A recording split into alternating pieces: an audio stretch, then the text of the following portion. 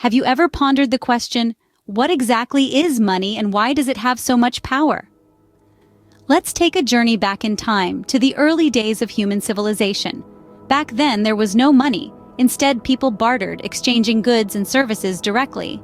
But the barter system had its limitations. What if you had a cow but needed bread, and the baker didn't need a cow? That's where the concept of money came in. Money was a solution, a medium of exchange that could bridge the gap between disparate wants and needs.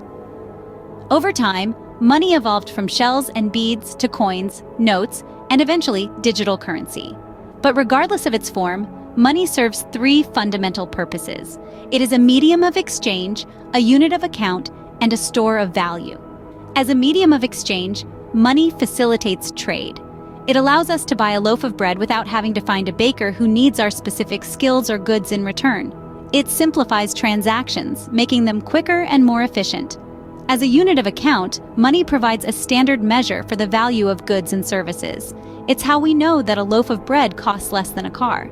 It allows us to compare apples and oranges, or in this case, bread and cows, in a meaningful way.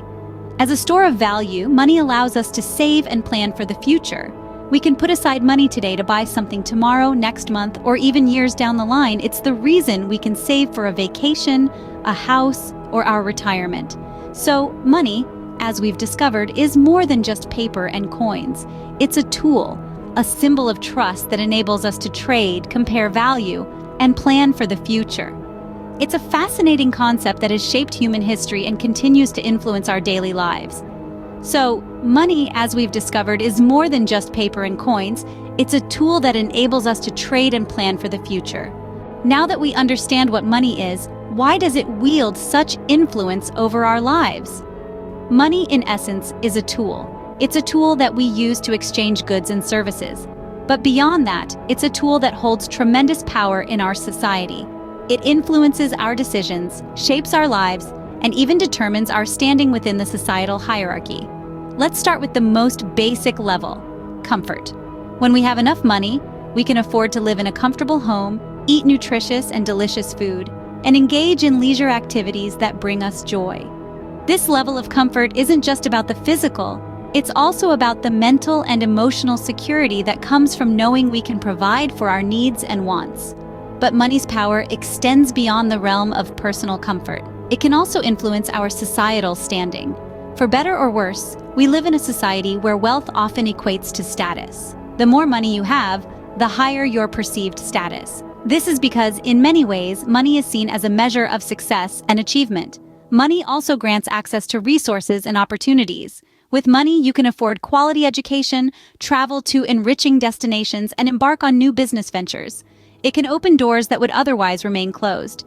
But perhaps the most profound power of money is its capacity to impact lives and shape society. Philanthropy, for instance, is an arena where money can affect real change. From funding research to eradicate diseases, to supporting causes that protect our environment, money can be a force for good when used wisely and with purpose. In essence, money is more than just a medium of exchange. It's a tool that can provide comfort, influence societal standing, and grant access to resources and opportunities.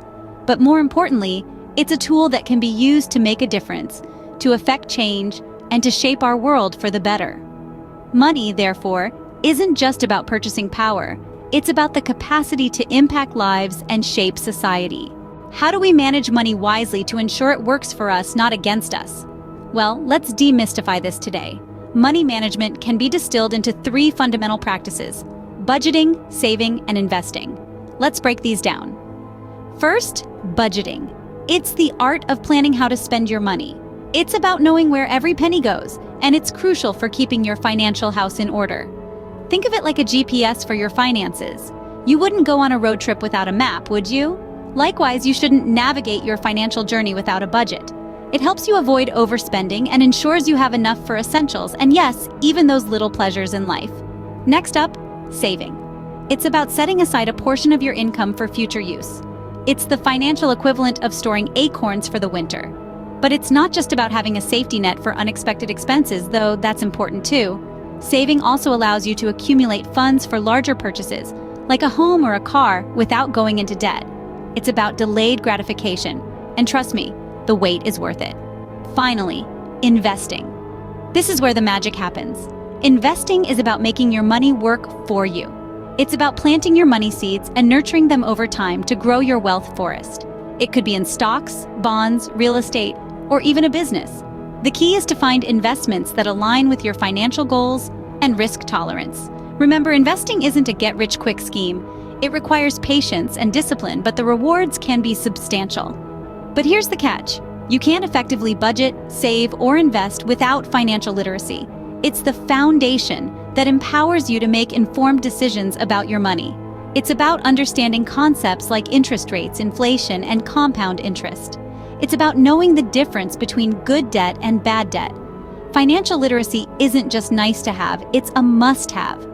Proper money management is the cornerstone of financial security and wealth creation. So let's take control of our financial destiny, shall we? So how can understanding and managing money lead us to wealth? Well, let's start by distinguishing between being rich and being wealthy. Often we use these words interchangeably, but they have distinct connotations. You see, being rich is about having a high income or a large amount of money at one time. It's about the ability to afford expensive items and luxuries. Wealth, on the other hand, is about financial freedom and security.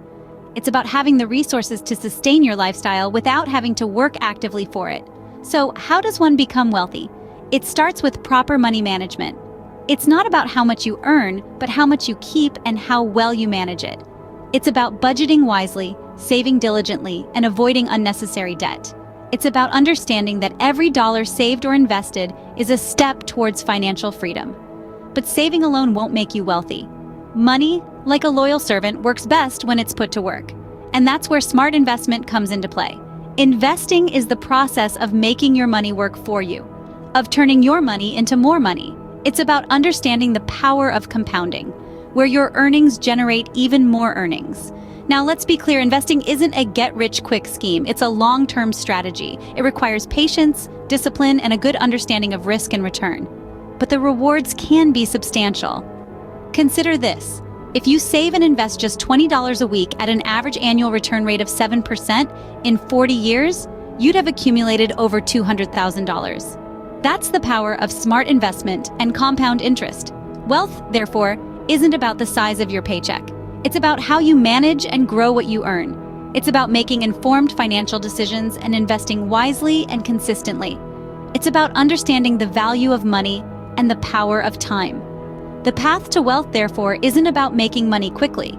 It's about making money work for you over time. So, what should we take away from our discussion about money and wealth? Well, we've journeyed through the enigma of wealth, understanding that wealth is more than just a pile of cash. It's about the assets you possess, the investments you make, and the financial security you build. We've also explored the power of money, acknowledging that money in itself is a tool that can open doors, create opportunities, and change lives when used wisely. Then, we dove into the world of money management. We discussed how critical it is to control your income, expenses, savings, and investments, and not let them control you. We talked about the importance of budgeting, saving, and investing, and how these practices can help you build and preserve your wealth. We also walked down the path to wealth. We saw that becoming wealthy does not happen overnight. It's a journey that requires patience, discipline, and smart decisions. It's about creating multiple streams of income, investing wisely, and continuously learning and adapting to the ever-changing financial landscape. But that's not all. We also emphasize the need to gain more knowledge about money management and investment. Why? Because the more you know, the better decisions you can make. So, we encourage you to continue learning, to read books, to attend seminars, to listen to podcasts, and to engage in conversations about money. Remember, knowledge is power, and in this case, it's the power to improve your financial health. So, what's the big takeaway? It's this. Money and wealth are not just about having a lot of cash. They're about understanding how money works, managing it effectively, and making it work for you. It's about making smart decisions, building assets, and creating a secure financial future. Remember, understanding money and how to manage it effectively is the first step towards financial freedom and wealth creation. And with that, we wrap up our discussion. But remember, this is just the beginning of your journey towards financial literacy and wealth creation. Keep learning, keep growing, and keep striving for financial success.